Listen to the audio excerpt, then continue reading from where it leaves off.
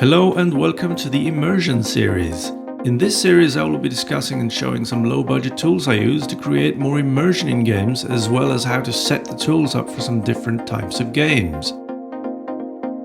Immersion means getting more immersed in the gameplay and environment, and that can mean making the experience more realistic to look at and or more natural to control. In this episode 1, we will be looking at head tracking. A very common way of getting a sense of immersion is by using head tracking. This gives you the ability of hands-off free look, greatly widening the field of view from the forward stare, while relieving the hands of the somewhat unnatural job of looking around. Head tracking can give a game a whole new level of immersion while simplifying controls, and some people say that once you get used to head tracking, you can't imagine engaging in gameplay without it. Some common contenders for head tracking are TrackIR and the Tobii Eye Tracker. These both require proprietary hardware and will cost you quite a bit. However, if you are someone operating at a lower budget, I have a more economical solution to propose. This is OpenTrack. OpenTrack is a free software that handles head tracking and can be run in the background to enable various types of free look in games. But instead of using proprietary hardware, you can use a common mobile device such as a phone or a tablet for the head tracking. In order to use a mobile device for this, you need to download a head tracking app. For Apple users, there is a free app called Smart Head Track for OpenTrack.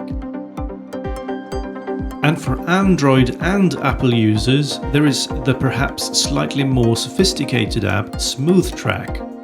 The download links are available at the website smoothtrack.app. This app will cost you the equivalent of $10 at the making of this video. To summarize, you need the free OpenTrack software running on the gaming PC, a mobile device with a camera facing toward you, and an app downloaded to the mobile device. Once you have launched the app, you need to configure two things. First of all, the gaming PC IP address needs to be in the top field, and a port that works with your firewall needs to be in the lower section. In the OpenTrack software, you need to select the input as UDP over network and configure the port to be the same one as the one you configured in the app.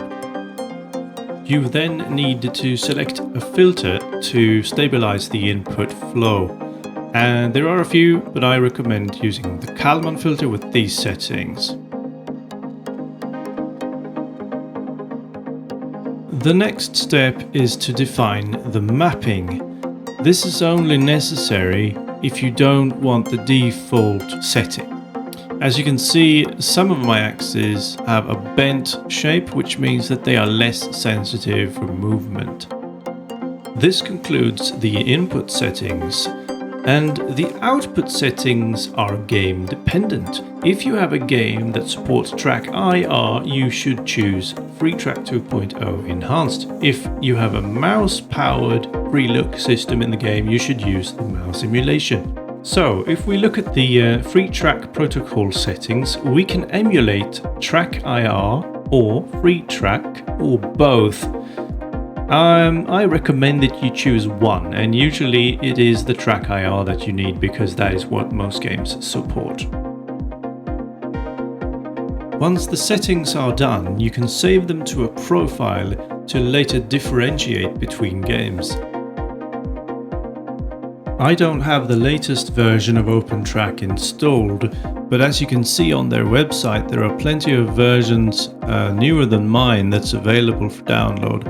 I might upgrade, but my version has been working well enough, so I've kept it intact for that reason.